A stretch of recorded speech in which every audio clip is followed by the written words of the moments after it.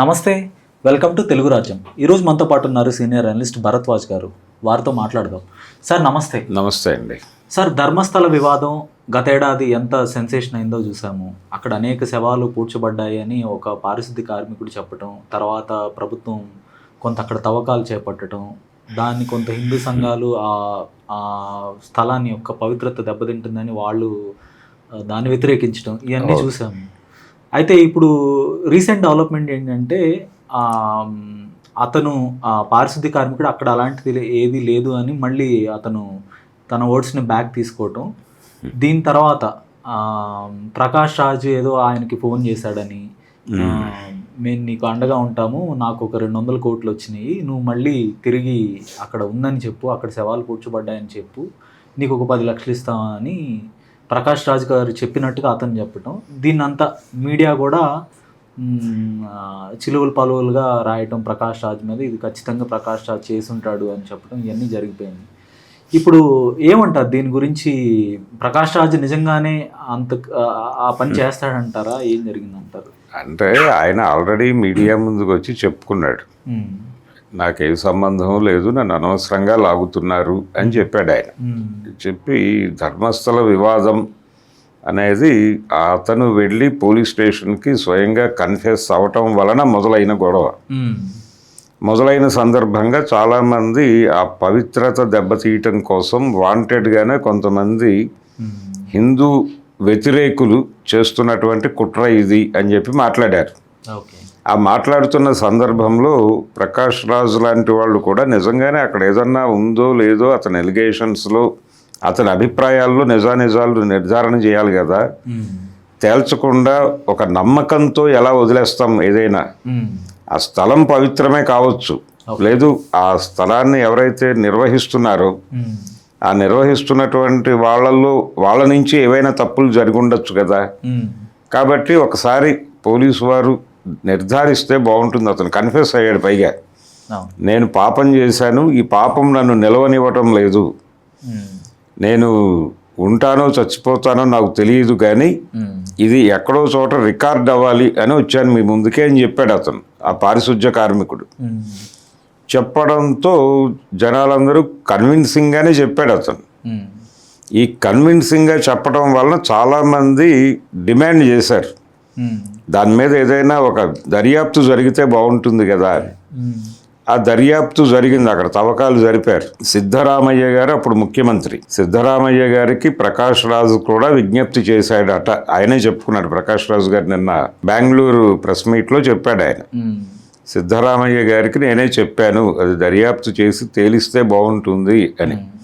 అంటే ఆ స్థల పవిత్రతను దెబ్బతీయటం అనేది ఈయన మోటో కాదు. అతను మాట్లాడినప్పుడు అంత పాపభీతితో మాట్లాడుతున్నప్పుడు దానిలో నిజానిజాలు నిర్ధారించకపోతే ఇది ఒక డౌట్ క్రియేట్ అవుతుంది కదా ప్రపంచానికి. అలాంటి డౌట్ క్రియేట్ అయ్యే పద్ధతిలో ఒక అతను చేసిన వాదనని తొక్కి పెట్టడం సరైంది కాదు, అది అన్డెమోక్రటిక్ అవుతుంది. కాబట్టి నిజానిజాలు తేల్చి ఏమిటి అనేది బహిరంగంగా ప్రపంచానికి చెబితే పద్ధతిగా ఉంటుంది అని నేను సిద్ధరామయ్య గారికి చెప్పిన మాట వాస్తవం అని అడ్మిట్ చేశాడు ఆయన. అంతవరకే. అంతకుమించి ధర్మస్థలని ఏదో చేయటం అనేది ఈయన ప్రోగ్రాం కాదు ప్రకాష్ రాజు. ధర్మస్థల పవిత్రతను దెబ్బకొట్టడం ద్వారా ఈయనకు వచ్చేది ఏమీ లేదు, ఇంకెవరికి ఒరిగేది కూడా ఏమీ లేదు. కానీ ఈ పారిశుధ్య కార్మికుడు చేస్తున్న తాజా ఆరోపణల్లో 200 కోట్లు దీనికోసం కేటాయించారు అని. ఎవరు కేటాయించుంటారు అనేది అనుకుంటారు కదా ప్రపంచం. ఓకే, 200 కోట్లు కేరళ నుంచి వచ్చాయనేది ఒక ఎస్టాబ్లిష్మెంట్ ఇచ్చారు. అంటే ధర్మస్థల పవిత్రత దెబ్బతీయటానికి 200 కోట్లు ఖర్చు చేయటానికి ఎవరో ప్రయత్నం చేస్తున్నారు అనేది ఎస్టాబ్లిష్ చేసే పద్ధతిలో అతని మాటలు ఉన్నాయి. అది నిజమే అనుకుందాం. 200 కోట్లు ఎందుకు ఇచ్చుంటారు? హిందూ ధర్మాన్ని దెబ్బతీయటానికి ఇచ్చుండాలి. ఎవరు ఇచ్చుండాలి? కేరళ లింక్ ఏమిటి? కేరళలో క్రిస్టియానిటీ ఉంది, ఇస్లాం ఉంది బలంగా. కాబట్టి ఆ 2 మతాల తాలూకా వాళ్ళు ఎవరో ఇచ్చుండాలి అన్నది ఎస్టాబ్లిష్ చేయటం. వాళ్ళు ఎవరి ద్వారా చేసుంటారు అంటే ఈ వెనకాల ఇలాంటి కథ ఒకటి ఉండుండొచ్చు అనేది నేను ఊహిస్తున్నా. ఈ కథలో ప్రకాష్ రాజుకి కానీ అతనికి కానీ సంబంధం లేదు. కేరళ 200 కోట్లు అనే 2 పదాల ఆధారంగా ఏ నెరేటివ్ కల్పించాలని అనుకుంటున్నారో వీళ్ళు, నేను అనుకుంటున్నది చెప్తున్నా. కేరళలో ఇస్లాంకి మంచి ప్లేసే ఉంది, అలాగే క్రిస్టియానిటీ కూడా బలంగానే ఉంది అక్కడ. కాబట్టి ఈ 2 మతాల తాలూకా సంస్థల నుంచి హిందుత్వాకి ప్రమాదం తలపెట్టి 200 కోట్లు కలెక్ట్ చేసి ఈ ఆపరేషన్ ధర్మస్థల కోసం పంపించి ఎవరి ద్వారా దీన్ని ఇంప్లిమెంట్ చేయాలంటే నేరుగా వాళ్ళు ఉంటే ఇబ్బంది కాబట్టి అక్కడ ఉన్నటువంటి కొంతమంది సెక్యులరిస్టులుగా చెప్పుకోబడుతున్నటువంటి నాస్తికులు, అలాంటి వాళ్ళు, నాస్తిక ఇమేజ్ ఉన్నటువంటి వాళ్ళు, కొద్దో గొప్ప క్రైస్తవ మూలాలు ఉన్నవాళ్ళు, లేకపోతే ఇస్లాం మూలాలు ఉన్నవాళ్ళు వాళ్ళ ద్వారా చేయించాలి అని అనుకున్నారని చెప్తారు రేపు పొద్దున. చెప్పి ఈయనకి క్రైస్తవ మూలాలు ఉన్నాయి ప్రకాష్ రాజ్కి, అందుకని ఇతన్ని లింక్ చేస్తే కథ బాగా పండుతుంది అని అనుకుని ఒక కథని డిజైన్ చేశారు. డిజైన్ చేసి ఇతను అప్పుడే చేతులు ఎత్తేసాడు దాదాపుగా. అంటే ఒకటి వాస్తవం, అక్కడ సౌజన్య అని ఒక విద్యార్థిని కనిపించలేదు అనే ఒక కంప్లైంట్ ఉంది. ఆ తల్లిదండ్రులు కూడా వచ్చి మాట్లాడారు, అప్పుడు మాట్లాడారు, చాలామంది తల్లిదండ్రులు మాట్లాడారు మా పిల్లలు కనిపించట్లేదు అని. ఎప్పుడైతే ఇతను మాట వాపస్ తీసుకున్నాడో ఇమ్మీడియట్గా వీళ్ళందరూ అంతర్ధానం అయిపోయారు. అంటే ఏదో ఒత్తిడి వచ్చింది బలంగానే, ఆ ఒత్తిడి మేరకే అది వెనక్కి వెళ్ళింది. అటు పారిశుద్ధ్య కార్మికుడి మీద, తర్వాత ఎవరైతే వారి పిల్లలు కనపడలేదు అన్నారో అందరి మీద ఒత్తిడి వచ్చింది. ఆ వచ్చిన తర్వాతే ఇది వెనక్కి వెళ్ళింది కథ. నిజానికి అక్కడ ఏమీ లేదనేది తేల్చారు, తవ్వకాలు జరిపారు, ఏమీ దొరకలేదు అని చెప్పారు. ఈ దొరకకపోవడము ఆయన అసలు మొదటే అంటే ఆ కంప్లైంట్ లాంచ్ చేసిన దగ్గర నుంచి దీన్ని కొంచెం చూడాల్సిన అవసరం ఉంది. అంటే ఇది టార్గెట్ చేస్తున్నారు ఎవరినో, అంటే వాళ్ళే ధర్మస్థల మీద కంప్లైంట్ ఇప్పించి ఉండొచ్చు. అలాగే ఈ తవ్వకాలు జరపమని వీళ్ళందరితో ప్రకటనలు వచ్చే వాతావరణం క్రియేట్ చేసి ఉండొచ్చు. దీన్ని సినిమాగా అనుకుందాం పోనీ. ధర్మస్థల అనే పేరుతో ఒకటి ఉంది, కొంతమందిని టార్గెట్ చేసి వీళ్ళని ఇందులో ఇరికించవచ్చు అనే స్కీమ్ చేసి, అంటే హిందుత్వాకి వ్యతిరేకంగా మాట్లాడుతున్నవారు, హిందూ మతానికి వ్యతిరేకంగా మాట్లాడలే వీళ్ళు, హిందుత్వాకి వ్యతిరేకంగా మాత్రమే మాట్లాడుతున్నారు. హిందుత్వ అంటే మతాన్ని రాజకీయ ప్రయోజనాలకు వాడటం, హిందూ మతాన్ని, హిందూ మత విశ్వాసాలని రాజకీయ ప్రయోజనాల కోసం వాడుకోవడం. ఆ వాడుకునే గ్యాంగ్ చేసేటువంటి వికృత చర్యల మీద నిరసన ప్రకటిస్తున్న వాళ్ళందరినీ ఇందులో ఇరికించదలుచుకున్నారు. వాళ్ళు ఇరికించదలుచుకుని ఈ ధర్మస్థల వివాదాన్ని ప్రారంభం నుంచి వాళ్ళే డ్రైవ్ చేసి ఉండొచ్చు. ఆ సందర్భంగా ప్రకాష్ రాజు గారు ఒక విషయం చెప్పాడు, నేను బెంగళూరు ప్రెస్ మీట్లో. ఆయన ఏమంటాడంటే, ఒక సామాజిక కార్యకర్త ద్వారా అతను నాతో మాట్లాడాడు, తమిళ్లో మాట్లాడాడు, తమిళ్లో మాట్లాడుతూ ఉండగా తను ఆయనకు ధైర్యం చెప్పాడు అని కూడా చెప్పుకున్నాడు తనే. నేనే ధైర్యం చెప్పాను అతనికి, నువ్వు భయపడకు, సిట్టు ఉంది, అలాగే పోలీసులు సీరియస్గానే ప్రోబ్ చేస్తారు, ప్రస్తుతం కాంగ్రెస్ ప్రభుత్వమే ఉంది ఇక్కడ, కాబట్టి నువ్వు ఆందోళన పడవలసిన అవసరం లేదు, నిజాలు తేల్తాయి, నీకు మేమందరం ఉన్నాం అన్న పద్ధతిలో ఈయనేదో కొంచెం భరోసా కల్పించాడు. ఎందుకైనా మంచిదని అది రికార్డ్ చేశాడు, రికార్డ్ చేసి దాన్ని సిట్టుకు కూడా పంపించాడు ఈయన. కాబట్టి నా వైపు నుంచి నేనేదో ఇందులో అతనిని ప్రలోభ పెట్టాను అని అతను చెప్తున్న మాటలు తప్పు. దానికి సంబంధించి ఎవిడెన్స్ ఉంది నా దగ్గర. ఆ మాట్లాడించిన సామాజిక కార్యకర్త కూడా మాట్లాడతాడు కావాలంటే అన్న ధోరణిలో ఆయన చెప్పాడు. చెబుతూ ఎప్పుడైతే ఆ పారిశుధ్య కార్మికుడు నా పేరు తీసుకొచ్చాడో, ప్రకాష్ రాజ్ డెఫినెట్గా ఇలాంటివి చేసుండే అవకాశం ఉంది అన్న టోన్లో మీడియా కథనాలు వెలువరించింది. ఎక్కడో మీడియా కాదు, తెలుగు మీడియాలో కూడా అలాంటి కథనాలు వచ్చినాయి. ప్రకాష్ రాజ్ గుట్టు రట్టు, ప్రకాష్ రాజ్ దుర్మార్గాలు బట్ట బయలు, ఇలాంటి వ్యాఖ్యానాలు చేస్తూ చాలా పాపులర్ ఛానల్స్లోనే అరగంట స్టోరీలు రన్ అయినాయి. అంటే వాళ్ళందరూ ఓపెన్గా భారతీయ జనతా పార్టీని మొయ్యాలని అనుకున్నారు. మోస్తున్నారు. ఆల్రెడీ మోత కోసం ఒప్పందం కుదుర్చుకుని దానికి సంబంధించిన ఆర్థిక ఫలితాలు అనుభవిస్తూ ఓకే ఈ మోత కార్యక్రమం చేస్తున్నారు అనేది వాస్తవం. ఓకే, ఇక్కడ ఒక సందేహం సార్. ఇప్పుడు ఆ పారిశుద్ధ్య కార్మికుడు చెప్పిన చేసిన ఆరోపణ ప్రకారమే ఈ ఛానళ్ళు అన్నీ కూడా ప్రకాష్ రాజ్ మీద ప్రచారం చేస్తున్నాయి.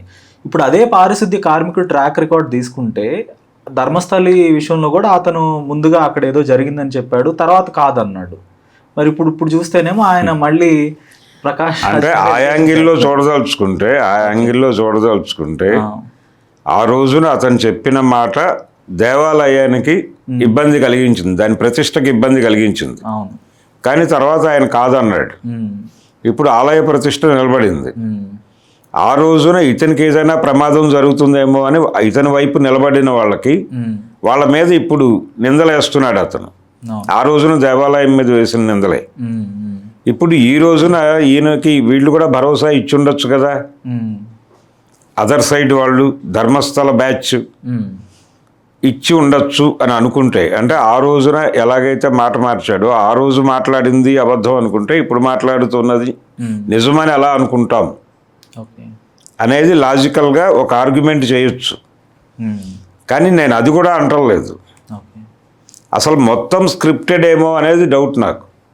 ఫస్ట్ నుంచి పారిశుద్ధ్య కార్మికుడు అక్కడికి వెళ్ళి ఓపెన్ చేయటం దగ్గర నుంచి స్క్రిప్టెడ్ గా జరిగి ఉండొచ్చేమో. కొన్ని కంప్లైంట్లు అయితే ఉన్నాయి. ఆ కంప్లైంట్ల ఆధారంగా అదే సౌజన్య అనే పేరు ఈయన కూడా ప్రస్తావించాడు అక్కడ. 2012లోనో ఎప్పుడు వచ్చిన కంప్లైంట్ అది. కాబట్టి ఒక కంప్లైంట్ ఆధారంగా ఒక కథని కల్పించి అతన్ని ప్లాంట్ చేసి బయట నుంచి డిమాండ్లు వచ్చేలా చేసి గందరగోళం చేసి అక్కడ తవ్వకాలు జరిపించి ఆ తవ్వకాల్లో ఏమీ దొరకలేదు అని కూడా నిర్ధారణ చేయించి కొంత ప్రభుత్వానికి ఇబ్బంది కలిగేలాగా మత విద్వేషాలు రెచ్చగొట్టేలా అలా నడిపి, మత విద్వేషాలు కూడా కాదు, ఇక్కడ హిందుత్వానికి వ్యతిరేకంగా ఉన్న వాళ్ళని ఫ్రేమ్ చేసి టార్గెట్ చేసేలాగా వాళ్ళని ఇరికించి వాళ్ళకి ఇంకెవరో డబ్బులు ఇచ్చి ఆడిస్తున్నారు ఈ గేమ్ అని చెప్పి ఇదంతా పెయిడ్ బ్యాచ్ అనేది బ్రాండ్ చేస్తున్నారు ఈ మధ్య అందరినీ. మనం ప్రొఫెసర్ నాగేశ్వర్ వ్యవహారంలో చూసాం అది. ఆయన మీద బురదేసి ఆయన మెడలో వైసీపీ కండువా వేసి వాళ్ళ అఫీషియల్ హ్యాండిల్స్లో పెట్టుకోవడం చూసాం కదా. కూటమితో స్నేహంగా ఉన్న పార్టీయే కదా తెలుగుదేశం. కాబట్టి తెలుగుదేశం చేసిన ఆ కార్యక్రమం వీళ్ళు ఎందుకు చేయరు, గురువులు ఎందుకు చేయరు శిష్యులు చేస్తుంటే. కాబట్టి ఇది బురద జల్లే ప్రోగ్రాంలో భాగంగా, అంటే దీనికి ముందే ఒక ఇన్సిడెంట్ జరిగింది. ప్రకాష్ రాజ్ గారి తల్లిగారి అంత్యక్రియలు క్రైస్తవ పద్ధతిలో జరిగినాయి. దాని గురించి ఆయన ఒక వివరణ ఇచ్చుకున్నాడు. నాకు ఏ మతం మీద విశ్వాసం లేదు, అయినప్పటికీ నా తల్లి నా అంత్యక్రియలు ఇలాగే జరగాలి అని కోరుకుంది కాబట్టి అలా జరిపాను నేను. ఆవిడ అభిప్రాయాలను గౌరవిస్తూ జరిపిందే తప్ప నా విశ్వాసం మేరకు జరగలేదు అని చెప్పాడు ఆయన. అంటే మీ తల్లిగారి అభిప్రాయాలను గౌరవించేవాడివి హిందూ మత విశ్వాసాల గురించి ఎందుకు హీనంగా మాట్లాడి మా మనోభావాలు గాయపరుస్తావని ఆయన మీద దాడి జరిగింది. అప్పుడు కూడా చాలా స్పష్టంగా చెప్పాడు ఆయన, అయ్యా నేను హిందూ మత మనోభావాలు ఎప్పుడూ గాయపరచలేదు, మతాన్ని రాజకీయ ప్రయోజనాల కోసం వాడుకుంటూ చేసే విన్యాసాల మీద మాత్రమే మాట్లాడాను, అంతకుమించి నాకు వేరే ప్రయోజనం ఏమీ లేదు. రోజువారీ హిందూ దేవుళ్ళని తిట్టడం నా ప్రోగ్రాం కాదు. మతం పేరుతో చేస్తున్న ఇప్పుడు పవన్ కళ్యాణ్ చేస్తున్న విన్యాసాలను కూడా ఆయన జస్ట్ ఆస్కింగ్ అనే పేరుతో అడుగుతాడు ట్విట్టర్లో. పవన్ కళ్యాణ్ దేవుడు కాదు కదా, ప్రశ్నకు అర్హుడే కదా, అతను మనిషి అనే అనుకుంటున్నాం. కాదని వాళ్ళు చెప్తే దండం పెట్టేస్తాం గుడిగెట్టి. ఇలాంటి సందర్భమే కదా ఇప్పుడు మీడియా అమ్ముడుపోయింది అన్న మాటను పట్టుకొని, అంటే ఆయన మీద ఇష్టం వచ్చినట్టు ప్రచారం అయితే జరిగింది. తెలుగు మీడియాలో కూడా జరిగింది. పేరు చెప్తే ఇబ్బంది పడతారు కానీ చాలా ప్రముఖ ఛానల్సే అరగంట విచిత్రమైన మాడ్యులేషన్లో ఒక ఆయన వార్తలు చదువుతాడు ఛానల్లో. ఒక వార్తా కథనాన్ని యూట్యూబ్ ఛానల్ సార్, అది మెయిన్ శాటిలైట్ ఛానల్ అండి, చాలా పాపులర్ మెయిన్ స్ట్రీమ్లో ఒకనొక టైంలో అది నెంబర్ 1 పొజిషన్ కూడా వెళ్ళిన ఛానల్. ఓకే, ప్రస్తుతం దాని చైర్మన్ గారు టీటీడీ బాధ్యతల్లో కూడా ఉన్నారు. అందులో చిరంజీవి గారి మాడ్యులేషన్లో ఒక న్యూస్ ప్రజెంటర్ ఉంటాడు. అతను ఒక విచిత్రమైన మాడ్యులేషన్లో చదువుతూ ఉంటాడు. ఓకే. అతను ఈ ప్రకాష్ రాజ్ ధర్మస్థల వివాదం అనే దాని మీద ఒక కథనాన్ని వెలువరించాడు. వెలువరించి తనదైన పద్ధతిలో ఆయన మీద ఎంత దాడి చేయాలో అంత దాడి చేశాడు. హిందూ మతాన్ని భ్రష్టు పట్టించడానికి వీళ్ళందరూ తయారవుతారు. వాళ్ళకొక న్యాయం, వీళ్ళకొక న్యాయం. వీళ్ళు ఏదో ప్రయోజనాలు ఆశించే ఇవన్నీ చేస్తున్నారు అని ఏది ఎస్టాబ్లిష్ చేయాలని వాళ్ళు ట్రై చేస్తున్నారో అదే చేశారు. ఓకే. ఇలాంటి దాడులు వాంటెడ్గా నా మీద జరుగుతున్నాయి, ఇది పెయిడ్ మీడియా నుంచి జరుగుతోంది అన్నాడు ఆయన. ఈయన్ని పేటీఎంగా ప్రూవ్ చేయాలనేది వాళ్ళ ఉద్దేశం. ఇప్పుడు ఆ 200 కోట్లు ఎక్కడి నుంచో వచ్చాయి, అది పట్టుకుని వీళ్ళందరూ చేరి ఇదంతా చేస్తున్నారు అనేది ఎస్టాబ్లిష్ చేయాలనేది వాళ్ళ ఉద్దేశం. ఓకే. ఈ డబ్బులు కేరళ నుంచి వస్తాయి, అక్కడేమో లింకులు ఉంటాయి, అక్కడి నుంచి ఎక్కడి నుంచో డబ్బులు అక్కడికి వస్తే అక్కడి నుంచి ఎక్కడికి వచ్చినాయి అనేది ఎస్టాబ్లిష్ చేసి వీళ్ళందరూ పెయిడ్ బ్యాచ్ అని చెప్పదలుచుకున్నారు. ఓకే. అదే సందర్భంలో మీడియా కూడా అమ్ముడుపోయిందని చెప్పాడు ఆయన. నిజానికి వాళ్ళు చాలామంది ఎనలిస్టుల మీద పేటీఎం అని ముద్రేస్తున్నారు, కానీ చాలా ఛానళ్ళు పత్రికలు స్ట్రైట్గా అమ్ముడిపోయిన పరిస్థితి. అంటే ఈ మధ్య కాలంలో ఆంధ్రప్రదేశ్లో అధికారంలో ఉన్న కూటమి దగ్గరికి ఒక యూట్యూబ్ ఛానల్తో వాళ్ళు మాట్లాడారు. మాట్లాడితే ఇతనేదో కొంత అమౌంట్ అడిగాడు. అంటే మీకు అనుకూలంగా వార్తలు వస్తే మా దానిలో ఇంత ఇస్తే నెలకి మేము అది డ్రైవ్ చేయగలం అని చెబితే, మీరు చాలా ఎక్కువ చెప్పారండి, మేము శాటిలైట్ ఛానల్స్కి ఇస్తున్న ప్యాకేజ్ అది, యూట్యూబ్కి ఇస్తున్న ప్యాకేజీని మించి వెళ్ళారు, మీరే ఆలోచించుకుని రండి, మనం డీల్ సెట్ చేసుకుందాం అని ఒక ఒప్పందం జరగటం నేను స్వయంగా విన్నాను. కాబట్టి శాటిలైట్ ఛానల్స్కి ఒక రేటు, యూట్యూబ్ ఛానల్స్కి ఒక రేట్లు పెట్టుకునే కొంటున్నారు. అక్కడ మార్కెటింగే నడుస్తోంది, మీడియా మార్కెట్ నడుస్తోంది ఓపెన్గా. కాబట్టి ఇది ఎవరైనా ఏ పార్టీ వాళ్ళైనా చేస్తున్నారు. ఈ పార్టీ చేస్తోంది, ఈ పార్టీ చేయటం లేదు అనేది ఏం లేదు. అన్నీ చేస్తున్నాయి. భారతీయ జనతా పార్టీ బిగ్ స్కేల్లో చేస్తోంది. ప్రణబ్ రాయ్ ఎందుకు తను సెల్ ఫోన్ పట్టుకొని బయటలో అడుగుతున్నాడు రోడ్ల మీద పడి? ఛానల్లో అవకాశం లేక ఛానల్లో నుంచి ఆయన తీసి రోడ్డును బారేశారు. ఎవరినైనా చేయగలరు.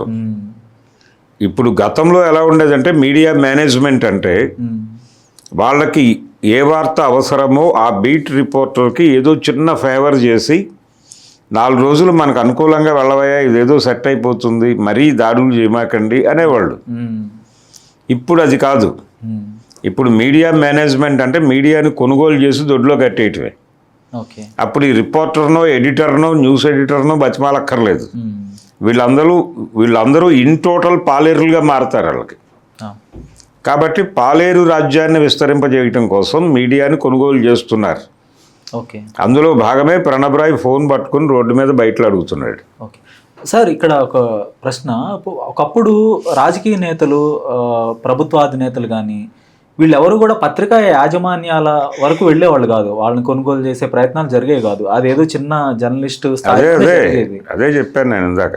ఎందుకని సార్, ఎందుకు ఇప్పుడు ఇంత డ్రాస్టిక్ చేంజ్ వచ్చింది అంటున్నారు? అంటే ప్రజలు ఏం ఆలోచించాలో కూడా వీళ్ళే చెప్తారు. ప్రతిదీ నేరేటివ్స్ మీద నడుస్తోంది సినిమా. ఇప్పుడు ప్రజలకు ఏవో సమస్యలు ఉంటాయి, ఆ సమస్యలు పట్టించుకుని పరిపాలించటం కాదు, నేరేటివ్స్ కల్పిస్తారు. దాని మీద ప్రజలందరూ ఆలోచించాలి. ప్రజలు ఏం ఆలోచించాలో వీళ్ళే చెప్తారు, వీళ్ళు డిసైడ్ చేస్తారు. చేసి మీడియాకు ఒక డైరెక్షన్ ఇస్తారు. ప్రస్తుతం ప్రపంచం ఇలా ఆలోచించుకునేలాగా మీరు నడపండి అంటారు. అది నడుపుతారు వాళ్ళు. ప్రపంచం అంతా అది మాట్లాడుకుంటూ ఉండగా వీళ్ళు ఇంకేదో పని చేస్తారు. ఇప్పుడు భారతదేశాన్ని మేము 50 రూపాయలకు అమ్మేయాలనుకుంటున్నాం, అందులో మీ అందరికీ 10 రూపాయలు ఇస్తాం. ఇప్పుడు వీళ్ళు చెప్పిన కథే. 200 కోట్లు పట్టుకొచ్చి ధర్మస్థలం ఏదో చేసి మీరందరూ పంచుకోండి అని వాళ్ళెవరో చెప్పినట్టుగానే మేము భారతదేశాన్ని 50 రూపాయలకు అమ్ముతాం, మీకు ఒక 5 రూపాయలు ఇస్తాం, కాబట్టి మీరు ప్రపంచం మొత్తాన్ని వేరే వైపు డైవర్ట్ చేసి ఉంచండి, ఈ లోపల మేము డీల్ సెట్ చేసి అమ్మేస్తాం, అయిపోయిన తర్వాత మనం పంచుకుని పారిపోదాం అని చెప్తే ప్రభుత్వం చేస్తారు. వీళ్ళు ఆ లెవెల్కి మోటివేట్ అయ్యి ఉన్నారు అందరూ, పర్టికులర్గా మీడియా సంస్థలు. కాబట్టి మీడియా అమ్ముడుపోయింది అని ప్రకాష్ రాజ్ చెప్పిన మాటలో తప్పేమీ లేదు, దానికి ప్రూఫ్స్ ఉన్నాయి. కానీ వీళ్ళు పెయిడ్ బ్యాచ్ అని చెప్పి స్టాంప్ వేస్తున్న వాళ్ళు అమ్ముడుపోయారో లేదో చెప్పడానికి ఆధారాలు లేవు వాళ్ళ దగ్గర. అంటే లాజికల్గా కూడా అది అంత సమర్థనీయం కాదేమో ఆ ఆరోపణ. ఒక ధర్మస్థలి ఈ యొక్క పవిత్రతను దెబ్బతీయటానికి 200 కోట్లు ఖర్చు పెడుతున్నారు అనేది సమంజసంగా కూడా లేదు. ఒక విచిత్రమైన వాదన అండి. ఊరికేనే కొంతమందిని టార్గెట్ చేయదలుచుకుని ఈ డ్రామా మొదలుపెట్టి ఉండొచ్చు. అది అర్థమవుతోంది, అది క్లియర్గా అర్థమవుతోంది. అతను అలా టర్న్ అవటము, యూటర్న్ తీసుకొని ఇప్పుడు అంత పాపభీతితో ఉన్నాను నేను, నా ప్రాణాలు పోయినా పర్వాలేదు, నేను చనిపోయి పైకి వెళ్ళిన తర్వాత దేవుడికైనా సంజయ్షి చెప్పుకోవాలి కదా లెవెల్కో మాట్లాడాడు అతను. అంత లెవెల్లో మాట్లాడిన వాడు సడన్గా ఎలా యూటర్న్ తీసుకుంటాడు? మళ్ళీ ఆ యూటర్న్ తీసుకున్న వ్యక్తి యొక్క మాటలనే తీసుకొని వీళ్ళు అంతే చేస్తున్నారు. మొత్తం స్క్రిప్టెడ్ వ్యవహారం లాగా కనిపిస్తోంది. అంటే కాంగ్రెస్ పార్టీ ప్రభుత్వం ఉన్నప్పటికీ దీనిలో ఢిల్లీ ఆపరేషన్ ఉండొచ్చు. అంటే భారతీయ జనతా పార్టీ వచ్చే ఎన్నికల్లో అధికారంలోకి రావాలనుకుంటోంది అక్కడ. అందులో భాగంగానే వాళ్ళు సెక్యులరిస్టుల మీద దాడి చేయటం అనే ప్రోగ్రాం ఇప్పుడు ఎజెండాలోకి తీసుకొచ్చారు. త్రూ ధర్మస్థల తీసుకొచ్చి ప్రకాష్ రాజ్ మీద దాడి చేశారు. అది వర్కౌట్ అవ్వలా, నిజానికి జనం కూడా నమ్మలేదు. అది ఇది మరీ జానపద సినిమా కథలాగా ఉంది అని అనుకున్నారు. రియాక్షన్ వాళ్ళు ఊహించినట్టు రాలా. ప్రకాష్ రాజుని పరమ దారుణమైన వ్యక్తి, అదేదో మగధీర సినిమాలో విచిత్రమైన భాష మాట్లాడే మగధీరానా లేకపోతే బాహుబలిలో కాలకేయులు ఇలాంటి లెవెల్లో క్రియేట్ చేద్దాం అనుకున్నారు. అనుకుంటే జనం అలా ఫీల్ కావడం లేదు. జనం ఫీల్ కావడం లేదు అంటే ఎక్కడో మన స్క్రిప్ట్లోనే ప్రాబ్లం ఉంది అనేది వాళ్ళకి అర్థమైంది. పైగా నేను ఇందాక చెప్పిన ఈ తెలుగు ఛానల్స్లో అరగంటలు ఇష్టం వచ్చినట్టు ప్రొవోక్ చేస్తూ మాట్లాడిన వాళ్ళ మాటల ప్రభావం కూడా ఏమీ లేదు ఇక్కడ సమాజం మీద. ఆయన నటనా విన్యాసం చూసి అచ్చురు పొందటానికి ఎవరో చూసుంటారు కొంతమంది ఆ వీడియోలు. కానీ అతను దాడి చేస్తున్నట్టే ఉంటుంది. దానిలో ఏ రకమైనటువంటి ఒక అభిప్రాయాన్ని డ్రైవ్ చేసే పద్ధతిలో కూడా అతని ఆర్గ్యుమెంట్ ఉండదు. కేవలం ఒక వ్యక్తి చేసిన ఆరోపణలే ఆధారం చేసుకుని నిందయటమే. బట్ట కాల్చి మీద వేయటం అనే ప్రోగ్రామే చేస్తాం, ఛానల్స్ చేస్తున్నాయి వాంటెడ్గానే. కాబట్టి దీని మీద ఒక అటాక్ జరగవలసిన అవసరం ఉంది. అంటే ప్రకాష్ రాజ్ మాట్లాడిన మాట అయితే అది కరెక్టే, దాన్ని విత్డ్రా చేసుకుంటున్నాను దాకా వెళ్ళాడే. ఇప్పుడు ఎలాగైతే నాగేశ్వర్ గారు నేను విత్డ్రా చేసుకుంటున్నాను అని జనసేన వారికి హామీ ఇచ్చాడు, అదే పద్ధతిలో ఈయన కూడా నేను అందరి గురించి అనలేదు అన్నాడు. కానీ దాదాపు మీడియా అదే పరిస్థితి. ప్రపంచం ఏమి ఆలోచించాలో మేమే చెప్తాం, చెప్పడానికి మీడియా మొత్తం మన కంట్రోల్లోనే ఉండాలి, మనం చెప్పిందే ప్రజలు చూడాలి. అదేదో పాతాళ భైరవ సినిమాలో మాంత్రికుడు అడుగుతాడు, అంటే జనంకి ఏం కావాలి అని తన శిష్యుడిని అడుగుతాడు. వాడు అక్కడ గారడీ విద్యలు ప్రదర్శించడానికి వస్తాడు. వచ్చి జనం కోరేది మనం చేయాలా, మనం చేసేది జనం చూడాలా అంటాడు. మనం చేసేది జనం చూడాలంటే జనం ఏం కోరుకుంటున్నారో మనకు తెలియాలి కదా అని. అది తప్పు అంటాడు శిష్యుడు.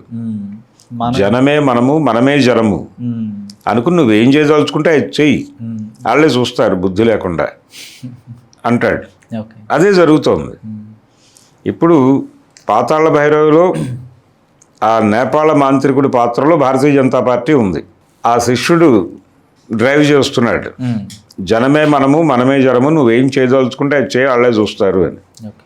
అది చూపించడం అనే ప్రోగ్రాంలో తెలుగు ఛానల్స్ నుంచి మొదలు పెడితే హిందీ ఛానల్స్ వరకు, ఇంగ్లీష్ ఛానల్స్తో సహా అందరూ ఆ పనిలో ఉన్నారు. ఈ మధ్యకాలంలో కొన్ని యూట్యూబ్ ఛానల్స్లో కూడా కొంతమంది లేడీ జర్నలిస్టులు కూడా ఇలాంటి ప్రచారం చేస్తున్నారు. రెచ్చిపోయి మనం చూసాం. మనం అదేది ఒక నిందితుడిని కూడా ప్రొటెక్ట్ చేసే వరకు పోక్సో చట్టం నిందితుడిని ప్రొటెక్ట్ చేయటం, అతనికి సపోర్టుగా ఎవరైతే బాధితురాలి మీదే ఎలిగేషన్స్ చేయటం, అంటే నైతికంగా ఆ అమ్మాయి మీద దాడి చేయటం. ఆ అమ్మాయి మీద నైతికంగా దాడి చేస్తూ ఎక్కడ దాకా వెళ్ళారంటే, ఒకవేళ ఇతని మీద ఎలిగేషన్ పెట్టింది ఓకే, ఇతను ఎలాగూ ఆ వివాహం జరగదు అనుకుందాం, రేపు ఇంకొకరితో కలిసి ఉంటుంది కదా అమ్మాయి. కలిసి ఉండేటప్పుడు ఇతని జీవితాన్ని ఎందుకు నాశనం చేయాలి అనే ఒక విచిత్రమైన ఆర్గ్యుమెంట్ కూడా లేపి మాట్లాడిన మహిళా జర్నలిస్టులు ఉన్నారు. కాబట్టి ఈ దారుణాలన్నీ జరుగుతున్నాయి. వీళ్ళందరూ ఎవరో డబ్బులు ఇస్తారని ఈ డ్రామాలు ఆడుతున్న వారే. వీళ్ళల్లో అందరికీ న్యాయం జరిగి ఉండకపోవచ్చు కూడా. న్యాయం జరుగుతుంది అనే ఉద్దేశం, అంటే న్యాయం జరగటం అంటే వాళ్ళ అకౌంట్లోకి డబ్బులు రావటం, లేదు ఇంకెవరైనా వచ్చి దొడ్లో డబ్బులు వేసి వెళ్ళటం. అదేదో సినిమాలో ఆంజనేయ విగ్రహం దగ్గర కొంచెం కింద పూలు అవి తుడవండి అని అక్కడ డబ్బులు వేసి వస్తారు వీళ్ళు. అలా డబ్బులు వేసి ఎవరైనా వెళ్ళాలి, వెళుతూ తలుపు కొట్టి మీ దొడ్లో పూల మొక్కల దగ్గర కొంచెం చూసుకోండి అని చెప్పి వెళ్ళిపోతే వీళ్ళు వెళ్ళి చూస్తే అక్కడ డబ్బులు ఉంటాయి. అలాంటి సీన్లు ఎక్స్పెక్ట్ చేశారు వీళ్ళు. ఈ యూట్యూబ్లో ఆయన్ని నేరస్తుడు కాదు అని ప్రూవ్ చేయడానికి ఆవేశపడ్డ వాళ్ళందరూ ఎవరో తలుపు కొట్టి వెనకాల పెరట్లో పూల మొక్కల దగ్గర చెత్త ఉంది చూసుకోండి అని చెప్తారేమో అని ఆశించిన బ్యాచ్ అయ్యి. కాబట్టి ఎవరూ తలుపులు కొట్టలేదనే బాధే. తర్వాత అలాగని యూటర్న్ తీసుకోలేరు. ఇది ఇంకెక్కడో ఉపయోగపడుతుందనే బాకులాటే. అంటే డబ్బులు అవసరమే ప్రతి ఒక్కళ్ళకి, కాదని నేను అంటం లేదు, కానీ అసలు అభిప్రాయాలు చంపేసుకుని అబద్ధాలు ప్రచారం చేయడానికి తెగబడిపోవడం, నిజాలు మాట్లాడుతున్నవన్నీ అబద్ధాలుగా ప్రచారం చేయటం, దాడి చేయటం. ఆ దాడి కూడా ఎలా చేస్తారంటే వీళ్ళు చాలా విశృంఖలంగా, ఇప్పుడు భారత మాతకి జై అనటం తప్పు అన్నాడు అనుకోండి ఎవడైనా, అక్కడ తల్లి స్వరూపం ఇవ్వటం ఏమిటి దేశానికి? దేశంలో అనేక ప్రాంతాలు ఉన్నాయి, ప్రతి ప్రాంతంలోనూ ఆ ప్రాంతీయ ఆకాంక్షలు ఉంటాయి. ఆ ఆకాంక్షల మేరకు నేను విడిపోతాను అన్నాడు అనుకోండి, అనగానే దేశమాత అంటున్నావు నువ్వు, ఇక్కడ భారతమాత అంటున్నావు. భారతమాత రొమ్ము గుద్ది పాలు తాగి రొమ్ము గుద్ది వెళ్ళిపోతున్న దుర్మార్గుడైన కొడుకుగా వీడిని చూపిస్తావు కదా నువ్వు ఈ ప్రాంతం వాడిని. వాడు నిజానికి ద్రోహి కాదు, వాడు చాలా కాలం అణచివేతకు గురై తట్టుకోలేక పారిపోతారు అంటున్నాడు. ఇవన్నిటినీ కలిపి ఉంచుతున్నారు మీరు. ఈ స్వరూపమే ఈ మాత ఇంతకుముందు లేదు, ఏ మాతకు ఆ మాతే ఉంది. ఈ మాతలన్నిటినీ కలిపి ఇంకొక మాతను క్రియేట్ చేసావు నువ్వు. అది కూడా స్వాతంత్ర ఉద్యమం సమయంలో వచ్చిందే. అంతకుముందు అది మీరే చెప్తున్నారు. సర్దార్ వల్లభాయ్ పటేల్ అల్లిన నేత ఇది అని మీరే చెప్తున్నారు. ఈ నేతలో నుంచి మీరు ఒక మాతను పుట్టించి ఆ మాత ముందు మీరందరూ మోకరిల్లాలి అని చెప్పి, మోకరిల్లకపోతే దేశద్రోహులని మాట్లాడుతూ ఏ లెవెల్కి వెళ్తున్నారంటే, ఇప్పుడు ప్రాంతీయ ప్రయోజనాల గురించి మాట్లాడటం ఉగ్రవాదం అని ఒక పెద్ద మనిషి అంటాడు, పవన్ కళ్యాణ్ గారు. ఇంకొంతమంది ఏమంటారంటే ఇది తల్లిగా చూడటం తప్పు అనగానే తల్లిని అంటావా అని చెప్పి లకారం వాడి తిడుతున్నారు. లకారం వాడి తిడుతున్నారంటే నువ్వు తల్లికి ఇస్తున్న విలువేమిటి? నువ్వు ఇక్కడ ఒక భౌతికంగా లేని తల్లిని చూపిస్తున్నావు, అక్కడ భౌతికంగా ఉన్న తల్లుల్ని తిడుతున్నావు. నువ్వు తల్లికి ఇస్తున్న గౌరవం ఏమిటి? నేను 100 ఉదాహరణలు చూపించగలను వాళ్ళు నేరుగా లకారాలు వాడినటువంటివి. కాబట్టి ఈ లెవెల్ ఉన్మాదం అది. ఆ ఉన్మాదాన్ని ప్రజల మనసుల్లో ఎక్కించడానికి మీడియా మొత్తం ఆ పనిలో ఉంది. నేను ఇందాక చెప్పినటువంటి టీటీడీ నాయకుల వారి ఛానల్లో ఇలాంటి విద్వేష భావాలు రెచ్చగొట్టే ఉన్మాద క్రియలు చాలా అగ్రెసివ్గా జరుగుతున్నాయి. బహుశా దీన్ని ధార్మిక కృషిగా గుర్తించి వారికి ఆ పదవి ఇచ్చారేమో తెలియదు నాకు. ఇలాంటి ప్రక్రియలు చాలా ఉన్నాయి ప్రపంచంలో. అందుకని అందులో భాగంగానే ధర్మస్థల అనే క్రీడ ఆడుతూ దానిలో అంటే దాని నుంచి ఒక ఇండికేషన్ అయితే ఉంది. ఎక్కడో చోట ఇప్పుడు తిరుమల లడ్డూలోకి కూడా నెమ్మదిగా ఇక్కడ ఉన్నటువంటి సెక్యులరిస్టులను కూడా లాక్కొచ్చి వీళ్ళకి కేరళ నుంచి డబ్బులు వచ్చినాయి అందుకనే వీళ్ళందరూ నెగిటివ్గా మాట్లాడారు. ఇప్పుడు వీళ్ళందరూ గొడవ ఏంటి? వీళ్ళందరూ జగన్కి అమ్ముడుపోయారని చెప్పడం. జగన్కి ఎక్కడి నుంచో డబ్బులు వచ్చాయి మిషనరీస్ నుంచి. ఏది వెంకటేశ్వర స్వామికి అపవిత్రం చేయటానికి. వెంకటేశ్వర స్వామి పవర్స్ తగ్గించడం కోసం ఆయనకి క్రైస్తవ దేశాల నుంచి డబ్బులు వచ్చాయి. ఆ డబ్బుల్ని సెక్యులరిస్టులందరికీ పంచి పవన్ కళ్యాణ్ మీద దాడి చేయించారు, చంద్రబాబు మీద దాడి చేయించారు.